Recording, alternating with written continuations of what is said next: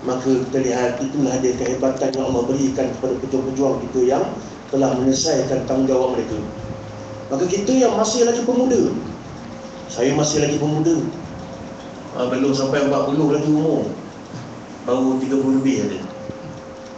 Lebih berapa jangan tanya, boleh tanding lagi ni. Lawan betul muda Pak Melayak, tukar, dia ambil yang ulama, saya ambil pemuda. Dan insyaAllah kita lihat bagaimana perjuangan ini perlu dipenuhkan dengan golongan-golongan pemuda. Apa yang kita diberikan tajuk pada malam ini oleh Ustaz Yusof yang menghubungi saya sebelum ni, iaitu pemuda sebagai penjulang panji kemenangan. Bukan sekadar menjulang panji perjuangan, tapi nak menjulang panji kemenangan. Maka untuk menjadi penjulang panji kemenangan ini, maka tiadalah paparan yang lebih baik untuk kita lihat melainkan paparan telah pun ditunjukkan oleh pemegang lakaran perjuangan. Itu paparan yang ditunjukkan oleh Rasulullah SAW.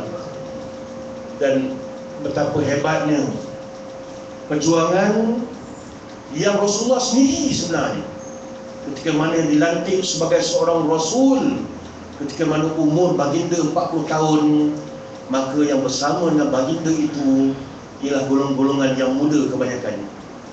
Sayyidina Abu Bakar beza umurnya 3 tahun dengan Rasulullah, 37 tahun. Sayyidina Umar lagi muda daripada Sayyidina Abu Bakar, awal 30-an. Sayyidina Ali sangat-sangat muda, umur sekitar 9-10 tahun. Dan begitu juga sahabat-sahabat yang lain. Mus'ab bin Umair baru belasan tahun. Begitu juga sahabat-sahabat yang lain menyaksikan umur mereka 30-an. Maka golongan pemuda inilah golongan yang memugar perjuangan bersama dengan Rasulullah SAW. Itu peringkat awal. Kita pendekkan sejarah kepada penjulang panji kemenangan.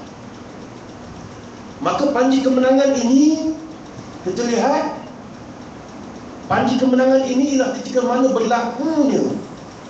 bermulanya panji-panji itu apabila berlakunya hijratun Nabi SAW.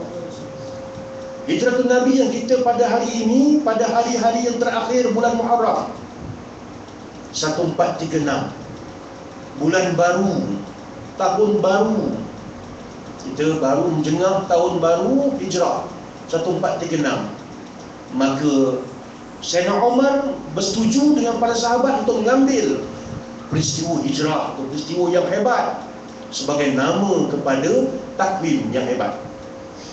Maka takwim itu dijadikan namanya daripada peristiwa yang hebat. Maka peristiwa tersebut adalah peristiwa hijratun Nabi SAW. Kehebatannya seketika mana sebelum hijrah kita hanya mampu untuk beribadat dan bermunakaat, hanya mampu menjalankan ibadat dan permunakaat. Maka kalaulah sekadar memadai dengan munakaat, kita buat dalam bentuk Islam, ibadat buat dalam bentuk Islam, tanpa perlu membuat muamalat dan juga jinayat, maka tidak perlu berhijrah. Tidak ada keperluan diberikan hijrah kepada Rasulullah. Sebab kalau sekadar nak kahwin dan ikut semayang aja, maka era Madinah telah pun mencukupi. Era Madinah telah pun mencukupi. Walaupun ada ibadah yang tidak dapat dijalankan, antaranya ibadah Jumaat. Solat Jumaat hampir setahun Rasulullah tak buat di kota Mekah. Walaupun solat Jumaat itu telah pun dimulakan pensyariatannya pada tahun 12 kenabian. 12 kenabian bermaksud setahun sebelum hijratun Nabi. Tapi Rasulullah sendiri tidak pernah sembahyang dan tempoh setahun. Akan tetapi sahabat-sahabat yang berada di Madinah telah pun bersembahyang. Dan dimulakan oleh person in charge ini adalah As'ad bin Zurarah, yang telah menghimpunkan sahabat-sahabat 40 orang untuk memulakan solat Jumaat. Maka di era Mekah ini ialah era yang hanya mampu membuat perkara-perkara ibadah dan juga munakaat. Ibadah pun ialah ibadah yang sekadar individu, bukan ibadah yang melibatkan kekuatan Islam. Seperti mana ibadah yang melibatkan solat Jumaat. Maka sebab itulah solat Jumaat gugur sekiranya ada keuzuran. Keuzuran, contoh banjir, wajib amal pergi ke Terengganu, wajib 9 macam itu. Contoh, kalau Terengganu banjir, maka jangan ada yang buat solat Jumaat tengah banjir. Siapa imam nak berendam setengah jam dalam banjir tu? Mereka imam musuh lah. Dia 2 jam pun tak apa. Dia baru kahwin. Dan kita lihat bagaimana Rasulullah SAW setahun tak semayang sebab ada uzur. Keuzuran yang melibatkan keselamatan. Maka kita lihat dalam bab ibadah pun tak sempurna juga. Maka Allah berikan zaman era Madinah. Era Madinah ni tidak lama, 10 tahun. Era Mekah 13 tahun. Era Madinah 10 tahun. Walaupun 10 tahun sahaja, tetapi diberikan segala pembukaan-pembukaan yang hebat. Diberikan segala-gala perkara yang mengangkat agama ini. Buktinya boleh diambil daripada nombor-nombor yang boleh kita fahami. Kita buka dalam kitab Tarikh Tasrih yang melibatkan sejarah, perkara melibatkan persyariatan dalam Islam dan sejarah melibatkan perundangan dalam Islam. Kita dapati beberapa penulis telah menulis saat kewafatan Rasulullah SAW, jumlah umat Islam lebih daripada 400,000 orang. Pada zaman itu telah pun ada jabatan pendaftaran ala-ala sekarang. Mereka telah mendaftar dengan laqab sekali. Mereka telah mendaftar dengan golongan disebut sebagai Khairul Qurni Sumal Amsal Fal Amsal. Rasul sebut sebaik-baik generasi ialah generasi aku sahabat. Kemudiannya mereka seterusnya iaitu tabi'in, Sumal Amsal dan seterusnya itba'ut tabi'in. Maka mereka tahu siapa sahabat yang terakhir dan para tabi'in ni kenal siapa sahabat. Maka mereka tahu dia ada sistem rekod dia yang menyebabkan bila dihitung jumlah umat Islam dalam tempoh 10 tahun kerasulan Rasulullah di Madinah, jumlahnya 400,000 orang. Makanya suatu jumlah yang begitu hebat dalam tempoh 10 tahun saja. Dalam tempoh 10 tahun saja 400,000 nyawa dapat dihimpunkan setelah kita dapat buat muamalat dan jinayat. Tapi sekiranya hanya semata-mata ibadat dan munakaat, kahwin dan kesemayam aja, atau ibadah-ibadah lain, puasa, maka kita lihat tidak akan mampu mengangkat ummah ini. Dan ini yang sedang berlaku sekarang ni. 50 tahun lebih hanya sekadar semayam, puasa, zakat, haji, nikah, kahwin, maka tidak mampu membawa umat ini ke jalan yang lebih hebat lagi untuk membawa agama Allah Subhanahu wa taala. Namun bila diterokai ke jalan-jalan yang hebat, maka kita lihat pelbagai kehebatan diberikan oleh Allah Subhanahu wa taala. Di zaman Rasulullah sallallahu alaihi wasallam 10 tahun saja, bila dipraktikkan Islam itu bukan sekadar pada ibadah, maka ditemui laluan-laluan, jalan-jalan, resepi-resepi bagaimana untuk mengubah agama Allah Subhanahu wa taala. Daripada jumlah yang sedikit persatu ketumbukan yang begitu ramai. Maka jumlah yang ada, kalau kita boleh kutip jumlah-jumlah tersebut, ialah jumlah yang ada pertamanya pada mereka yang pergi berhijrah dengan Nabi. Yang berhijrah dengan Nabi lebih kurang 80 orang. Yang telah berada dalam hijrah sebelum itu hijrah ke Habsyah, seramai 36 orang di bawah pimpinan Ja'far bin Abdul Muttalib. Dan kemudiannya yang berada di Madinah, standby di Madinah, seramai 72 orang hasil perjanjian Aqabah yang kedua. Maka itulah 3 tumpuk umat Islam yang memulakan baldatun thayyibatun wa rabbun ghafur. Bermaksud Rasulullah papan kepada kita tidak memerlukan bergegar satu stadium baru nak ajak PAS menang. Kita tidak memerlukan bergegar Kuala Lumpur baru nak rasa PAS boleh menang. Cukuplah bergegarnya Malam Pak Maun, setiap minggu, insya-Allah gegaran itu akan menguntungkan berhala jahiliah Malaysia ini. Tuan-tuan, sebab itu Soekarno mengatakan berikan saya 10 orang pemuda, akan digegarkan bumi ini. Itu bukan hadis, itu pun dah rasa semangat. Ini kan pula hadis Rasulullah SAW, paparan perjuangan Rasulullah SAW. Dengan hanya 72 orang yang standby, dan kebanyakan mereka ni pemuda-pemuda, 80 orang yang bersama Rasulullah berhijrah, dan 36 orang yang standby di Habsyah. Itulah dia jumlah umat Islam pada zaman 13 tahun yang pertama. Zaman Mekah jumlahnya berapa malam? Cuba matematik sikit. 72 campur dengan 80 campur 36. Orang buka kedai tahulah 188. Senang ni. Kalau tak buka kedai jenuh juga. 188 genapkanlah julat yang kepada julat terdekat 200 orang. Sebab sebelum itu berlaku tafsiran Allah dalam peristiwa Isra wal Mi'raj. Dan ada juga yang tak dapat nak berhijrah. Maka jumlah yang memulakan baldatun thayyibatun wa rabbul ghafur itulah seramai 200 orang lagi. Daripada 200 orang ini akhirnya melonjak dalam tempoh 10 tahun saja menjadi 400,000 orang, tuan-tuan. Maka apakah resepinya? Dan inilah resepi yang kita kena ambil pada hari ini. Pemuda-pemuda kena tanamkan resepi yang kena diambil. Bagaimana Rasulullah melonjakkan daripada 200 orang dalam tempoh 10 tahun melonjak jadi 400,000 orang. Sekarang kita tengok, kita tunjukkan secara statistiknya bahawasanya benda tu boleh berjaya. Kalau kita buat perkara melibatkan agama Allah Subhanahu wa taala, pasti akan berubah. Manusia akan puas hati. Bagaimana Rasulullah tunjulkan perkara melibatkan muamalat. Bila tunjulkan muamalat, orang semua puas hati dengan urusan melibatkan manusia dengan manusia mengikut acuan Islam. Semua puas hati. Pada hari ini kita lihat bank-bank, bukan sekadar Rashid Husin Bank, ada Islamic Bank. Hong Leong, jelas-jelas Hong Leong ada Islamic Bank. Jangan tanya bank muamalat, nama dah Arab dah. Jangan tanya bank Islam, ada kalimat Islam lagi.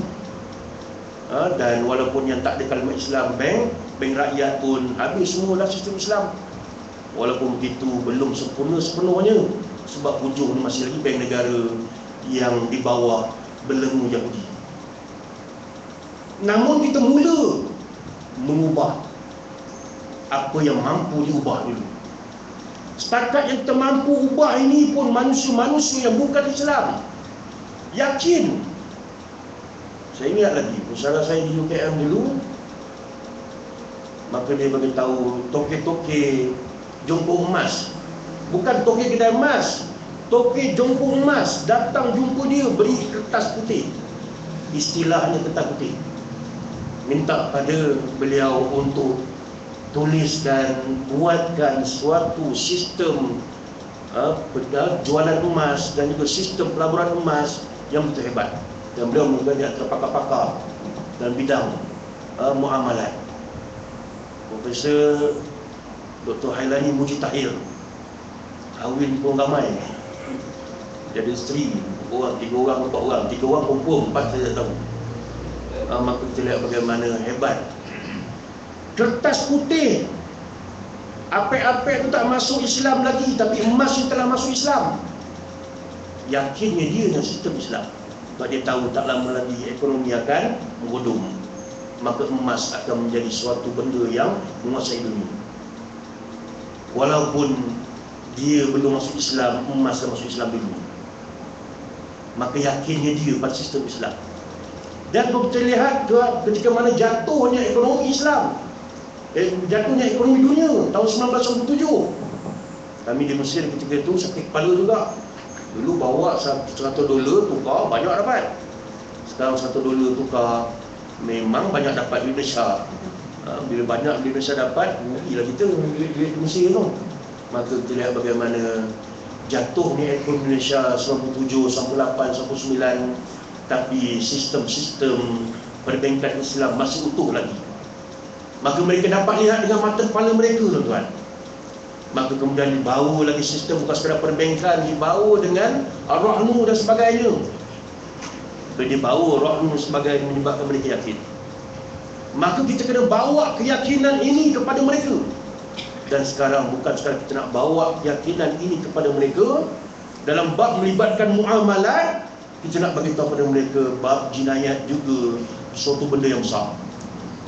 Bab jinayat inilah di antara benda-benda besar yang Rasulullah pesan. Di mana sekiranya bab jinayat ini dicabut, bab pentadbiran ini dicabut, maka urial Islam akan urial terbogel, hilanglah maruah Islam, dia terbogel. Maka Rasulullah menyebut urial Islam urwatan awwaluha al-hukmu wa akhiruha as-salat. Urial Islam akan dicabut pakaian Islam itu, menyebabkan hilang maruah. Akan dibogelkan, akan ditogelkan Islam itu. Urwatan, sehelai demi sehelai akan dicabut maruah umat Islam. Dan perkara pertama yang akan dicabut, bila tercabut perkara pertama ini, akan hilanglah, akan tertanggallah segala-galanya yang melibatkan maruah umat Islam hilang. Maka kalau satu yang pertama ini dicabut dulu, apa dia? Rasulullah pesan 1400 tahun dulu, iaitu Rasulullah pesan al-hukmu awwaluha al-hukmu. Rasulullah sebut perkara yang pertama yang akan dicabut, menyebabkan togelnya Islam tadi, hilangnya maruah, jatuhnya maruah, sekiranya dicabut daripada umat Islam itu al-hukmu. Inilah yang sedang berlaku di zaman kita. Sepanjang 1400 tahun Islam berada di bumi ini, Islam ada sebuah undang-undang. Empire Islam semua ada undang-undang yang berasaskan agama Allah Subhanahu wa taala. Walaupun ada beberapa ketika ditangguhkan disebab kezaliman, maka para hakim menangguhkannya. Tapi undang-undang itu tetap ada, cuma pelaksanaannya itu saja ditangguhkan. Tapi undang-undang itu tetap ada, tidak pernah dibaku sampahkan. 1400 tahun lebih, tuan. Tiba-tiba di zaman kita lah, rupa-rupanya undang-undang itu dibaku sampahkan. Sebab itulah tidak pernah dibincangkan.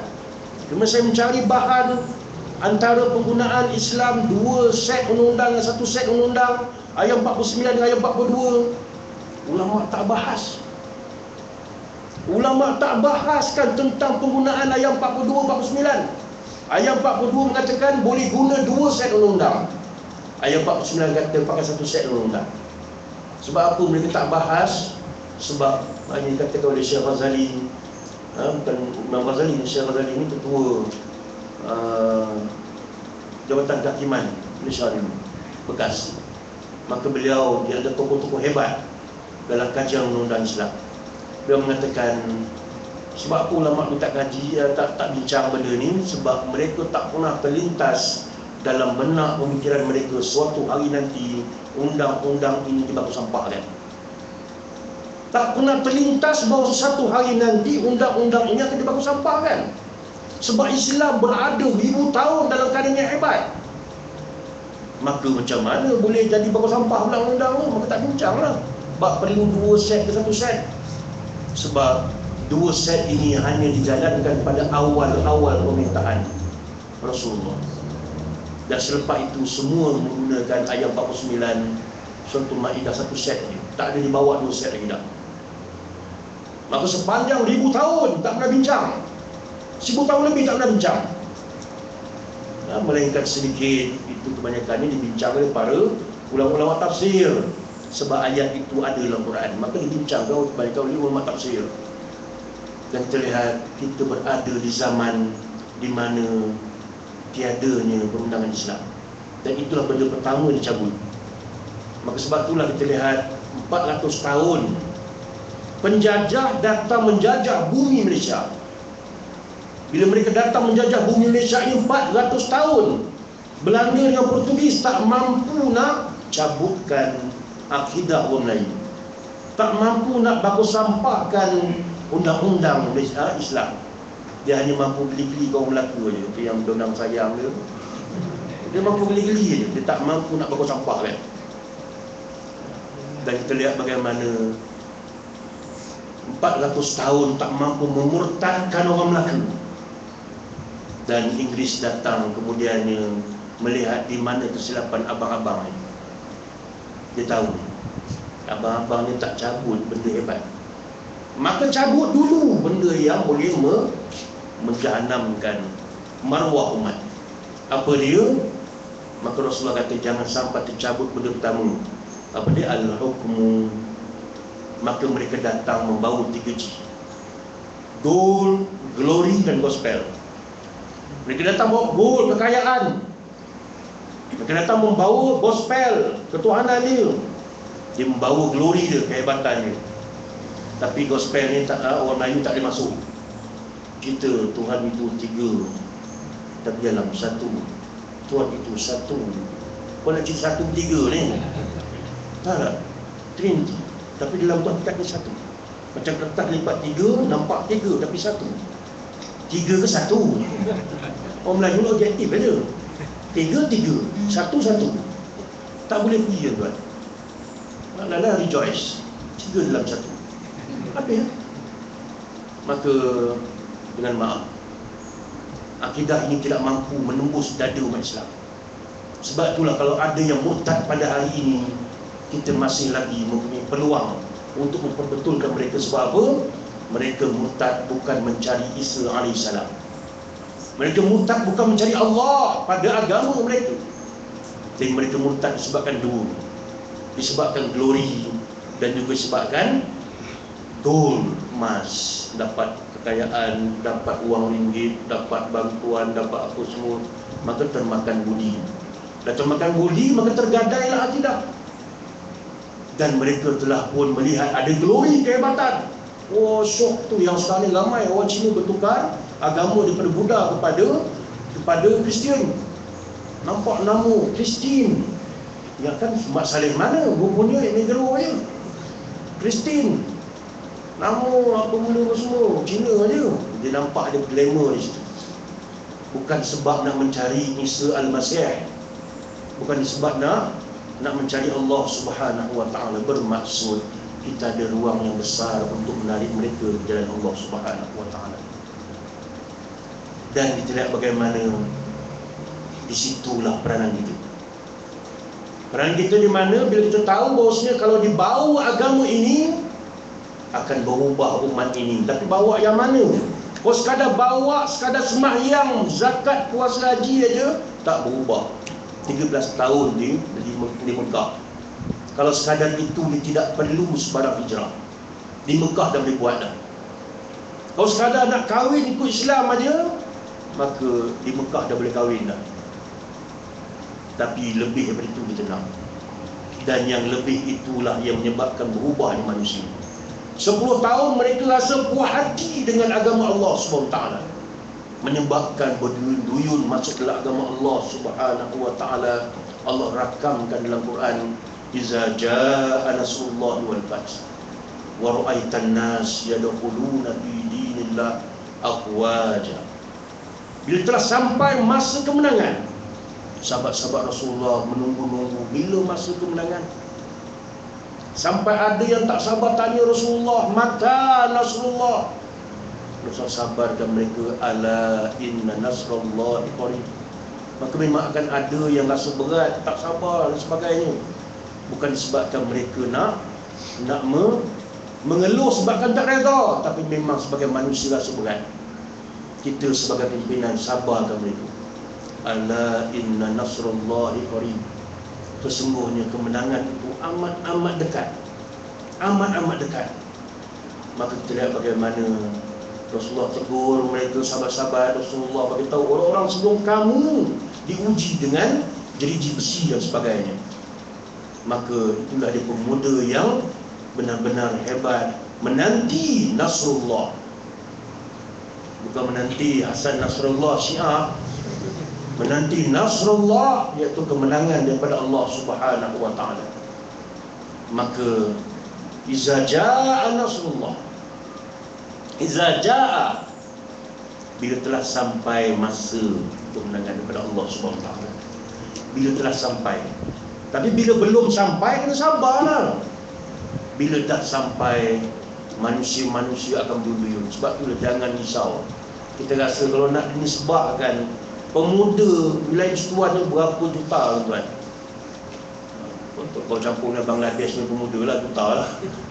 Kau tolak Bangladesh, tolak tu semua, katalah sejuta kepemudaan, termasuk wanita yang muda, termasuk kanak-kanak yang remaja, juta juga, juta lebih. Maka berapa orang ada yang bersama dengan perjuangan Islam? Yang bersama perjuangan Islam tu tolak yang was-was lagi, tolak yang blur lagi, tolak yang dah kena virus, tolak yang macam-macam. Berapa orang ada yang betul-betul solid. Maka sebab tu jangan kita kecewa. Sebab apa? Sebab bila dah menang, semua tu akan datang bersama dengan perjuangan menegakkan agama Allah Subhanahu Wa Taala. Maka sabarlah. Dan Rasulullah amat bergembira dengan golongan-golongan pertama ini. Maka sebab tu mereka diberikan gelaran radhiyallahu anhum. Maka kita nakkan jadi golongan sedikit itu di kala permulaan Islam ini, permulaan perjuangan ini. Dan kita lihat bagaimana golongan-golongan pemuda yang sedikit inilah yang telah bersama dengan perjuangan Rasulullah sallallahu alaihi wasallam membina kota Madinah. Dan kita lihat dalam pembinaan tersebut, dalam peristiwa hijratul Nabi tersebut, adanya peranan pemuda yang begitu hebat, peranan pemuda yang begitu ramai.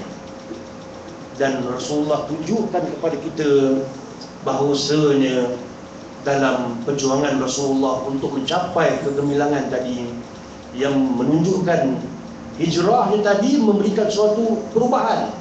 Dalam nak membawa agenda perubahan, Rasulullah dah aturkan ikon-ikon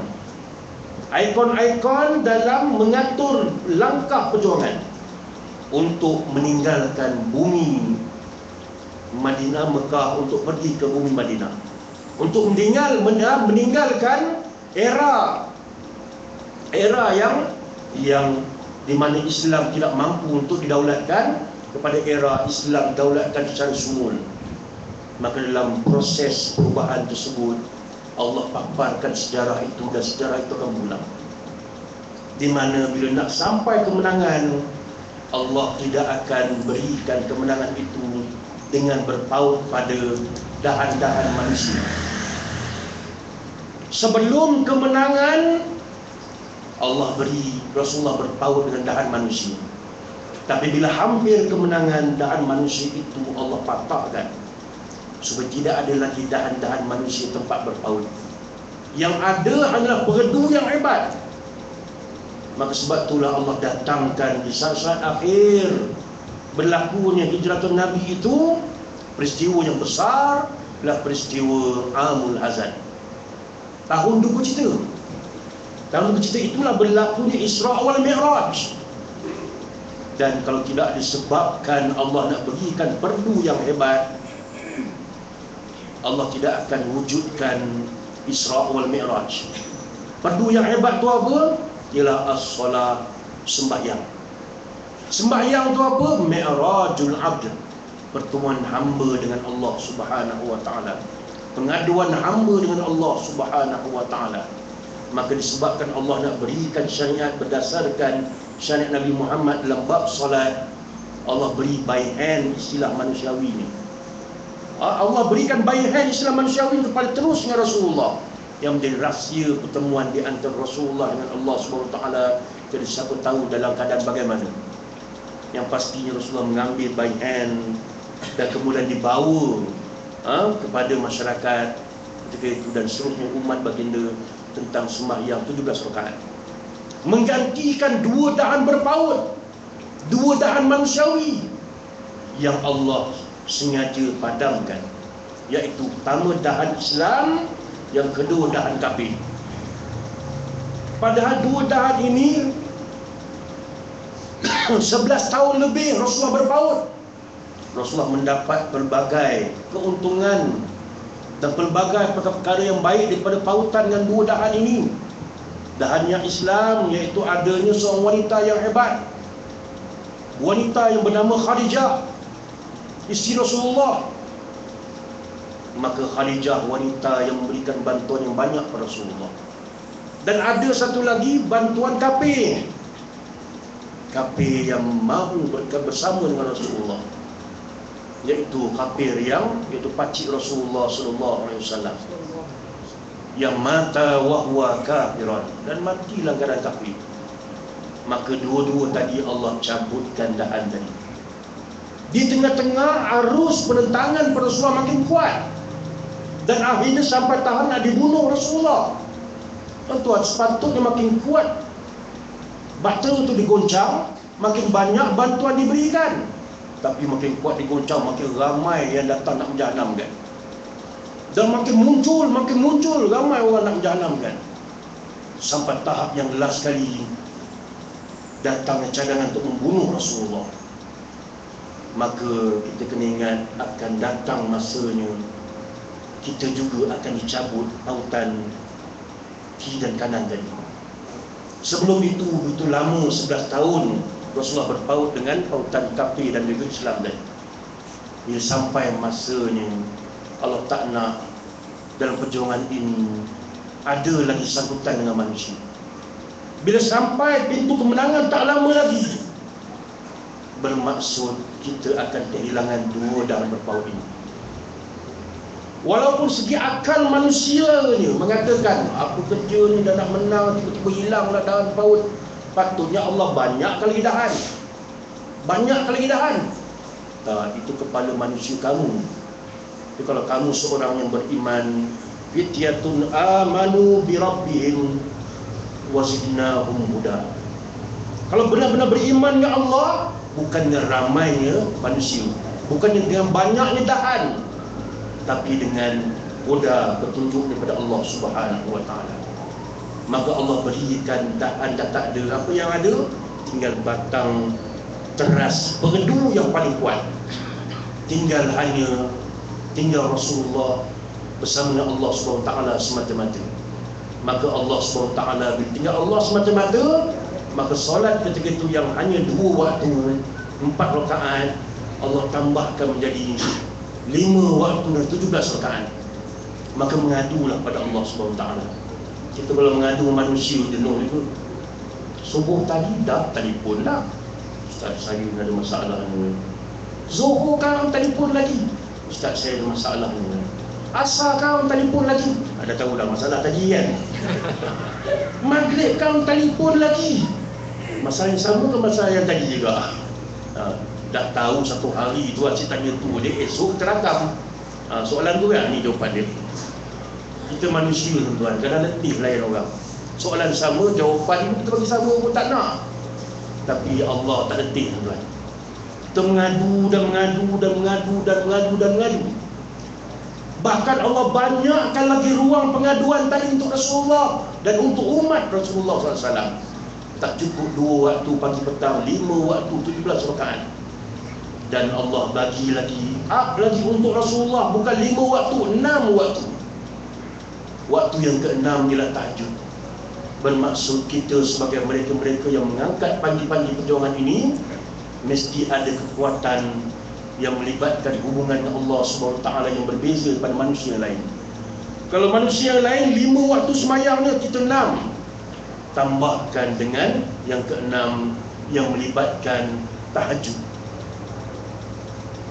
Dan begitu juga kalau ada perkara-perkara melibatkan keputusan atau mesyuarat, maka jadikan sembahyang sebagai bantuan. Sebab itu pimpinan kita tuan-tuan penuh dengan sembahyang istikharah. Kita sembahyang istikharah bila buat? Masa nak mengurat dulu, mujur nak mengurat istikharah. Masa nak kahwin istikharah. Dah couple 10 tahun baru nak istikharah. Allah, itu yang tidur pun nampak dia, pergi jamban pun nampak dia, semua benda nampak dia, tengah makan pun nampak, semua dengan gambar dia. Itu istikharah pun payah juga. Istikharah, maka keluar muka tu dulu. Maka jadi istihadah dah, penyakit dah. Jadi penyakit tak payahlah, kahwin dah cepat. maka istiharah ni benda penting juga. Kita sebagai pendukung perjuangan Islam ini, maka istiharah tu benda penting. Kita masuk mesyuarat lepas isyak, bukan setiap kali mesyuarat tu nak ada keputusan ni nak syarah, keputusan nanti tak syarah ni. Mampu lah 2 hari tak siap mesyuarat. Maksudnya kita lamsam kan tu, jamakkan terus. Kita nak pergi mesyuarat, pasti akan ada agenda yang banyak.